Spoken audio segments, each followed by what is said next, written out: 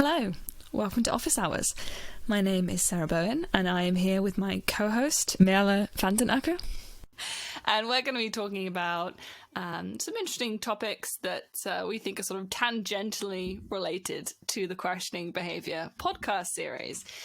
Our title of the discussion today that I'm going to pose to you, Merle, is Additional Training on the PhD, a necessary evil?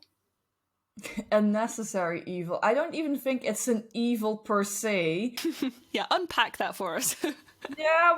So some things that you're gonna have to learn on the PhD, which are additional to the basic or the core set of skills that you knew in advance, or very likely knew in advance that you had to have.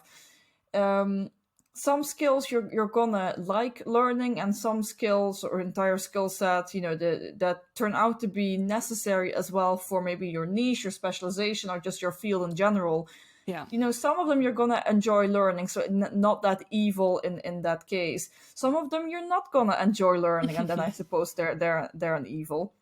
But yeah, I mean, there are some core competencies that you're gonna find in every PhD. Like, you're gonna have to learn how to write academically and scientifically. No one's going to be surprised about the fact that you need to be able to do that. And you're going to need to learn some experimental or research methods. Again, it depends very much by field what you actually have to do.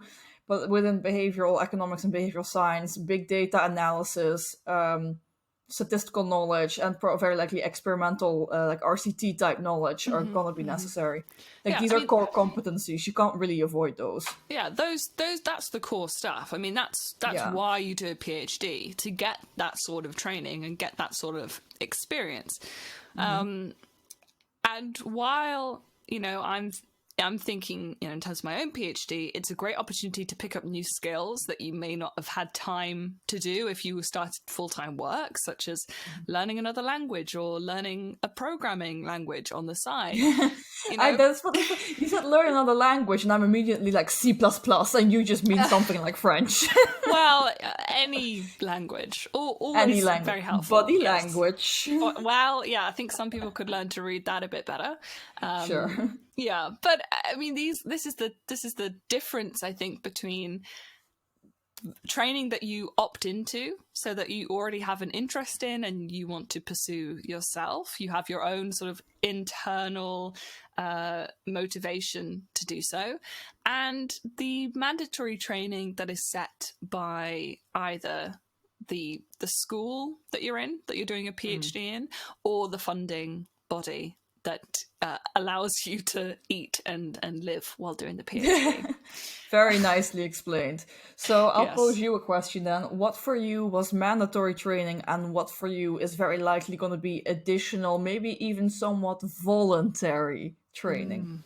Okay. Well, so mandatory training. So I'm at the University of Nottingham, funded by the ESRC. And in our first year, we had to undertake some core economics courses. And so this is sort of econometrics, macroeconomics, and microeconomics. And they were basically just pretty much the same courses that I had to do in the masters in the first year. So it was a little bit like, really? We have to do this again? Like, pretty much the same teachers, the same topics, maybe one extra topic, and then assessed by an exam afterwards. And it, Great. in that sense, I was basically like, this feels like a tick box exercise. Oh yeah, it is. It's basically just so that the School of Economics at Nottingham can say, we're producing well-rounded PhD students that may specialise in development or in political economy or behavioural economics, but they all have a good understanding of macro, micro, and econometrics. And I'm you already had that understanding, though. Isn't that what the masters is for? And the 3 years of undergrad, I had to take 3 years of core courses in economics to then even have the opportunity to do the specialism of the behavioural economics course. So it was a bit like, oh, okay. But I guess it wasn't that difficult. I'd spent the last 4 years of my life practicing how to pass these exams. Fine, I'll jump through your hoops. But part of the ESRC training, which I'm very split over. Oh, I'm not split about this at all. So I'm also ESRC fan, and I'm not split about this. It was a waste of my fucking time. Okay, so we There should you give go. some context.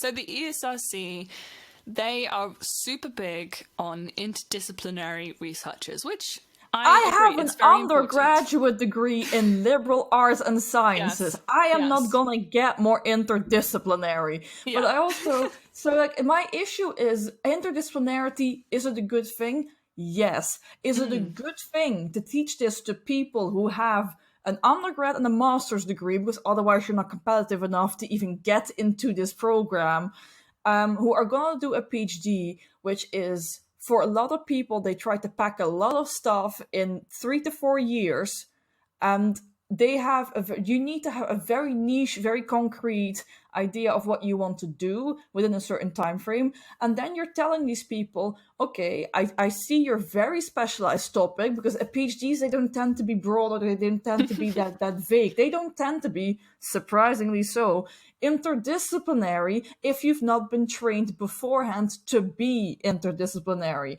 Okay. And now the ESRC comes up with like, yeah, I know, you've specialized in quantitative methods, and I know you're only gonna do this from a big data approach, and that you're only gonna really deep dive into econometrics and statistics. But it would also be nice if you did an introductory level into qualitative research methods, such as using in vivo and learning how to interview people, and learning how to transcribe, and learning how to handle qualitative data. And first of all, I've got nothing against people who are in qual. I think you're doing good work. But my issue is, what the fuck is the point of teaching me that? I have made my bed in the quantitative camp years ago, and I will fucking lie in it. And probably die in it as well. But I will die in it, very likely too. Okay, so I mean, I'm not so opposed to the idea that, okay, maybe we should be teaching quantitative research as qualitative methods. I actually think that that's a really good idea because, I mean, as you've said, we've spent the past 4 or 5 years of our lives slowly specializing more and more into a small corner. And while that is necessary, I think, for the completion of a PhD, because the world is too wide to do a PhD that's just sort of an open, I mean, unless you're in philosophy, and in which case just have all the open questions that you want. But sure, we spent all of this time specializing, and I do think that that's part of the problem with academia, is that people don't really collaborate that much with people outside of their own bubbles. And then that you have ivory towers within ivory towers, right? So economics has like a huge superiority complex over all other social sciences. They do. I don't think that's because of a lack of interdisciplinarity. I think that's just because of the kind of people who opt into it. No offense. But I think it's perpetuated by a lack of interdisciplinarity, right? A lack of understanding of what other research methods do, like the aims, even just the underlying assumptions of knowledge production and what you're supposed to be able, the questions you're supposed to be able to answer are completely different from a quantitative versus a qualitative perspective. I mean, just the idea that I had to get out of my head that the goal isn't to measure and compare things. I mean, it was like my brain was having to be rewired, which actually I think is a good thing. I mean, I think it's a good thing. My problem don't know. I think a PhD is not the place, but, holler up then. What was your problem? My problem is that the courses that we were made to do were not fit for purpose. They were or of a high enough level. Well, no, I don't mind starting right at the beginning, because I do think that there are some core, epistemological, oh my god, I can't say that word. No, you did. It was right. I did? Okay, fantastic. There are some key assumptions underlying research that often are implicit, that we don't actually state.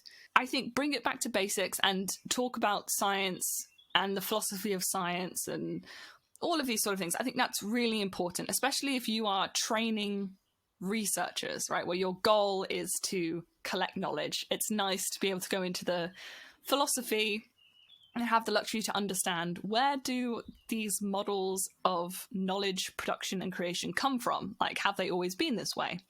And all of this sort of thing. But Sure. No, the thing is, I get this. Like, I understand the need for disciplinarity. I mean, hello, look at the undergrad I opted into. But yeah. I think doing this in a PhD, given the way a PhD is structured and what is expected out of a person in the PhD, given that you get into a PhD with already a very concrete idea, a research proposal, a relationship between you and your supervisors, which is also partly based on the type of methods that you use. Like, you don't opt in to work with someone who does qual if you only want to do quants, that type of but stuff. maybe I think we it's should. too late. Yeah. No, I think it's too late. I don't think this is what the purpose of a PhD is, or at least given the time pressure and the mental health issues and yes. the idea of what a PhD currently is, whether this is officially acknowledged, yes or no, it doesn't fit. There is such a massive disconnect between the hoops I had to jump through in what for Sarah was core training, for me, which ended up being an additional master's, which I should have read the small print in the contract. Yeah. It's so different. They even made me write an additional dissertation where I'm like, I don't have time for this. Like, I should be writing something that I can publish. And of course, a dissertation for, a very much second-rate master's is not something I can publish, because everything that I could potentially publish, I had to keep away from the master's, because there was a conflict into whom the work belonged and how it could or could not be published. Everything I did in that master's could not be carried forwards towards my PhD. Like, talk about a useless structure. Anyway, I feel like I'm deviating. So we've had core training to some extent. Sarah was like, okay, I'm doing economics courses from an undergrad level again. I got stuck with courses in the philosophy of science, which I also did in undergrad. I really, really enjoyed it. I think that's a great course because it teaches you something about science, which at every level is important.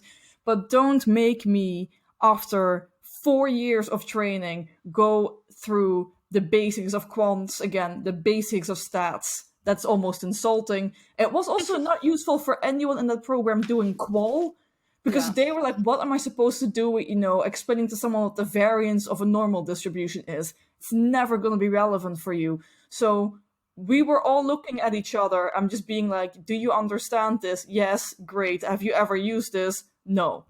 Okay, solid. Well, I'll see you next week for our lecture in coding R, which no one in qual is ever going to do. No. I mean, I didn't have to do the foundation of quantitative research module. Yeah, I wasn't subjected to that. And I think the key difference between us and our situations was that I'm on a 3.5 funding program. So that means that I'm funded just for 3.5 years of my PhD with a deadline. I have to hand in my thesis by the end of the 4th year. Whereas are you on a 1+4 or a 1+3? I'm on a 1+3. So they effectively they discount my master's as not counting towards the PhD, where both my supervisors and I, we look at each other and we're like, yeah, we're running research during this master's, whether it's discouraged or not. So we did. I think we ran a research project at the end of November of that master's year. Like, I could not be asked to treat this as a master's year. Given the time it cost and the level of intensity, it would have been an absolutely wasted year if I had just done the master's. Yeah. So I think you picked up on two very good points. I guess 5 minutes ago, when I probably should have picked them up. But the first one being that if this is the first time you're being introduced to research methods outside your own discipline, it's too late by the time you get to the PhD. I think it's too late. Yes. We really should be trying to teach these sort of things and have a more interdisciplinary approach.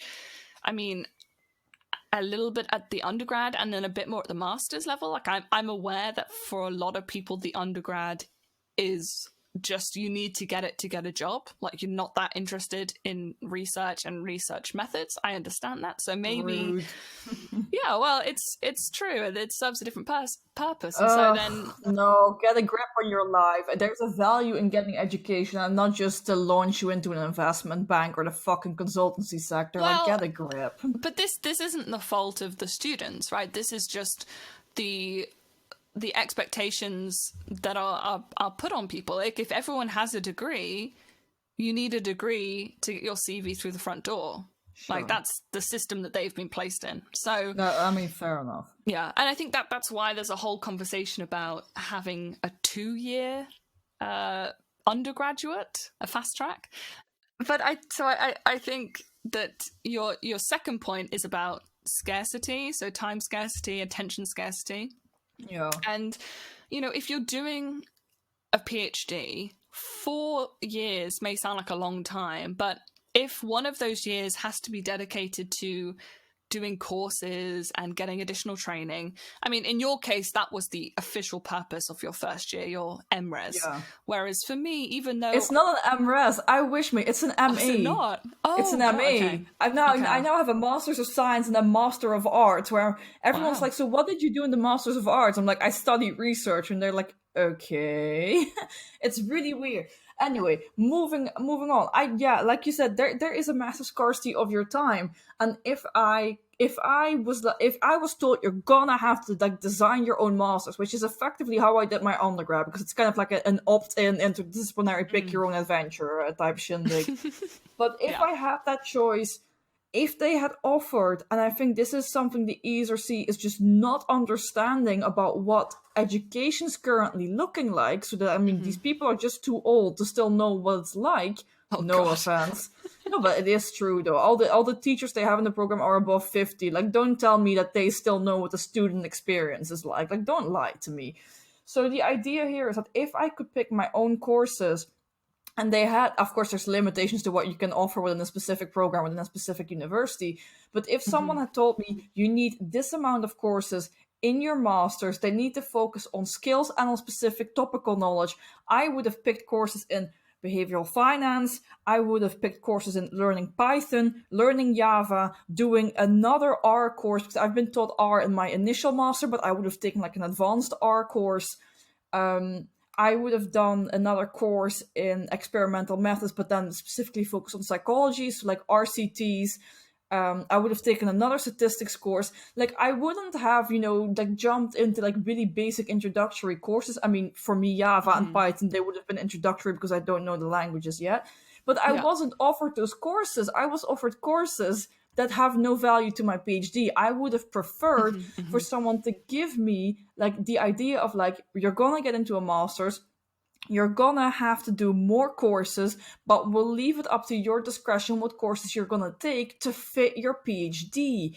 But no, they wanted to have a cohort which all did the same thing, just ignoring the fact, and this is another really interesting part of the ESRC, that there were people in there who had absolutely different topics. I was in that cohort with a historian and an anthropologist. Now, you try to explain to an anthropologist how you even start up R. I'm sorry, but they don't use statistical software like that, so it was such a mess.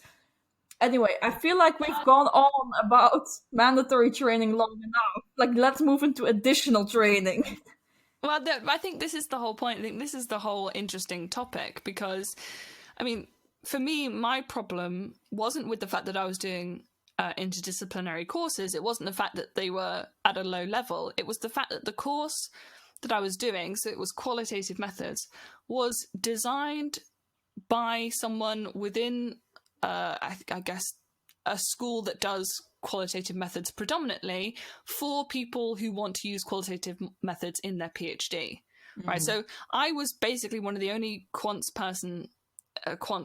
majority using people in the room, and I was completely the course wasn't designed for me. And I understand, like, right, if you've got one person versus 20, you probably, if you're going to design it for one type of person, you design it for the 20, and sucks to be the one person.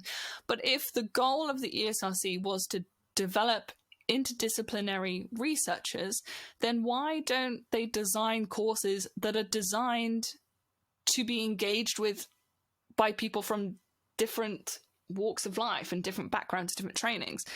So that it wasn't fit for purpose in the sense that it wasn't a course designed to give someone who either has very little or no knowledge of that research a sort of a good entryway. And I basically ended up resenting it because, as you said, we have incredible pressure in the PhD in the first year, and we've time scarcity, attention scarcity. And I was like, why do I have to go and sit in this lecture for 2 hours? I mean, I always bail on my lectures anyway. If I can get out of going to a lecture, I will. This is just the type of person that I am. But yeah, I understand your frustration. Yeah, and I think that there's a trade-off in the fact that if you just let everyone pick the courses that they thought was helpful for them and their PhDs, you would get people just picking courses within their own schools, which I understand. In terms of returns, those courses, like if you have to program and do data analysis in your PhD, you're obviously going to want to opt into courses that teach you how to use those programs, right? There's a much higher return in doing those. But what you will get is that people will probably not voluntarily pick the courses that would, open up interdisciplinary channels, right, or produce interdisciplinary researchers. And so the ESRC's solution to that is to make everyone do the same courses no matter where you're from, which obviously has its problems. which is what we've just been ranting about for the last my issue with this is, like, I know you think we specialize too early, but we specialize. This is just the point where if you opt into a PhD, whether it's ESRC funded or not, whether you're an anthropologist or a hardcore data scientist, I don't even know. But like the courses that we had, like if you were a quals person, the qual course was way too easy. It was like 3 years too late for you. And if you were a non-quals person, the course was too complicated plus unnecessary for your further life. So there was they have found a middle way. It's just not a good middle way. And like you said, now that we've jumped through these hoops because that we've checked these boxes or ticked these boxes, whatever. That is essentially what we've been doing. And my problem is that now, so my first year was that, and then in my second year, I jumped into a big data project, and I realized that my skills in R weren't sufficient or weren't at the stage where I'd either wanted them or needed them to be. And then, like a madman, I started working through more R books, like Hadley. I think Hadley Wickham has written multiple online books on doing statistics in R. So like they're like PDFs online. They're interactive PDFs. Like you can literally learn R through just going through these books. I'll make sure to link them below because they're actually really, really good if you're interested in that. But now, so my second and third year, I spent on getting like a lot better at in R, which is essentially me learning in my free time, which you don't have as a PhD, to learn a skill that I think the PhD program, claiming with all that how excellent it is and how supportive it is of its students, should have taught me. Like, I don't mind teaching myself. I mean, I'm not a fucking 15-year-old child being like, oh my God, where's my school program? Where's my teacher? But like, if you're making people pay, like, because we still pay tuition fee to our respective institutions for being in the PhD, in that case, I do actually expect you to teach me something rather than me going online and having to do it myself. Now, with regards to that, given the sector I'm going in, I'm going to spend my fourth year, which is, starting in September, October, effectively. I'm going to try teach, within the 12 months I have remaining, I'm going to try to teach myself Python and offer that JavaScript. So, like, there is a lot of self-teaching and, like, additional training to it. I do think most institutions, because I know Warwick does this, Nottingham must do this as well, that different departments, like the data science department, the computer science department, they do offer additional training. So they might run a couple of days, like a workshop on Python or a workshop on Java, a workshop on HTML. Like, these things are out there. But yeah, that is like additional stuff. That is not what we're paying tuition fees. So I'm quite miffed to be quite on, to put it that way, that the training that I need to succeed in my field is the training, like the additional training that I have to go get myself. Which in that case, Yeah. I'm like, we're still paying about 4,500 to 5,000 quid in tuition fees. What am I paying those for? Because you're getting my work and my publications, and you're not delivering anything yourself. So I'm a bit like, yeah. Especially because I am motivated to get trained. Like, I don't mind learning, like, spending fucking 7 days a week learning R. I mean, ideally not, but, if it's necessary, it's necessary. Like, a necessary evil. Hey, shout out to the title. But, Yeah, exactly. like, I don't mind learning. Especially not if I know these skills are gonna be valid and valuable. But, like, I would like some help for 4,500 quid a year, because that doesn't pay for my fucking supervisors. I don't think that money goes to them. Who knows where that tuition money goes, to be honest. But I think, I mean, it feels like no matter what happens, there are going to be people that are unhappy. Obviously, yeah, of course. It's definitely gonna be me. I'm always unhappy. I'm a ranting type person. I mean, I know that anger fuels you and drives you, so I'm expecting you to be very productive today. But it's difficult because obviously you want to be able to provide specific and tailored training that's going to help, students develop their skills and produce the best PhD projects they possibly can. But at the same time, there are limited resources. So again, it's a scarcity problem. But I think what has happened is that, schools like the ESRC and, even within our own departments, they've produced training for everyone that doesn't work for anyone. Yeah, and that is a problem.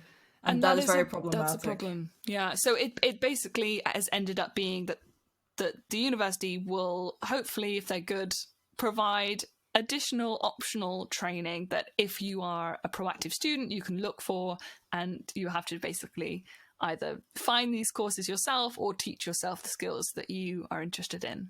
I don't know. Yeah, no, I think that's pretty well put. I mean, in general, if to actually, end this episode not on a rant, but on to actually give advice to people listening, because that was the idea of this series. If you have identified a skill that you are missing within yourself, and especially if your supervisors can't or won't, also possible, directly help you with that. So, like, my supervisor is fluent. I mean, I think he's fluent in fucking 21 coding languages, but we work in R. So if I have issues with R, I go to him. That's completely fine. My other supervisor works in Stata because he's an economist. I don't want to learn Stata. I'm not an economist. But I know that if it comes to learning Python, which I just think is more widely applied, when it comes to JavaScript, which is predominantly a programming language to build things rather than to do data analytics, because I think it would be a good language to learn for experiment building, then these are not problems I'm gonna go to either of my supervisors with. This, I think, is a thing to teach myself. I don't think you should be teaching yourself everything. I do think you should be able to expect things from both your supervisors and the respective department and institution that you work with. But a PhD is a very solitary process. It is a project that you are very much in charge of, whether you want to or not. So you are also in charge of your own learning curve. If I don't want to learn Python, I don't have to learn Python. No one is, screaming at me that I should. Like, no one's holding a gun to my head or, to my family's heads. But I think it's, given where I want to go, I think it's an advantage to have Python on the resume and to have those skills. And if you have identified that it is a good skill in your field, but it's a skill that you're still lacking, well, hey, presto, figure it out. You're gonna very likely have to learn this. And there's a wealth of information online, and you can sign up to, like, Coursera stuff, which is, I think, also accredited, if, that matters to you. I think accreditation sometimes does really matter. So yeah, this additional training depends on the niche that you're in, but very likely you're gonna have to pull some of it. I wouldn't be surprised if everyone had to.